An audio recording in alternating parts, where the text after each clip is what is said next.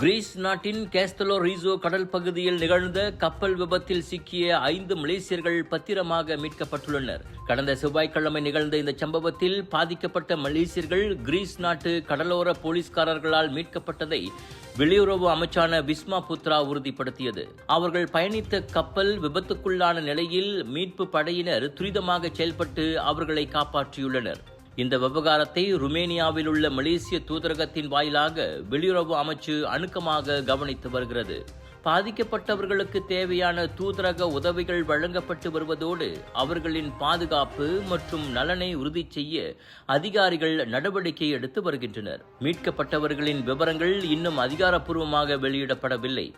இது குறித்த மேல் தகவல்கள் விரைவில் அறிவிக்கப்படும் என எதிர்பார்க்கப்படுகிறது.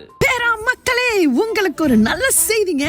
நம்ம பிக் இந்தியா ஷாப்பிங் ஃபெஸ்டிவல் மற்றும் ஃபூடி மச்சான் ஃபுட் ஃபெஸ்டிவல் பேரா இப்போ ஏயோன் பிக் ஃபாலேமுக்கு வரோங்க. மே 14 தொடங்கி 17 வரைக்குங்க. நாட்டின் புகழ்பெற்ற வைரல் ஃபுட்ஸ், ஆன்லைன் மற்றும் ஹோல்சேல் வெண்டர்ஸுடன் பலவிதமான பொருட்கள், பலவிதமான உணவு வகைகள் நீங்கள் சுவைப்பதற்கும் ஆட்டம் பாட்டம் கொண்டாட்டம் என காத்துக் கொண்டிருக்கின்றது. Big sale, big discount.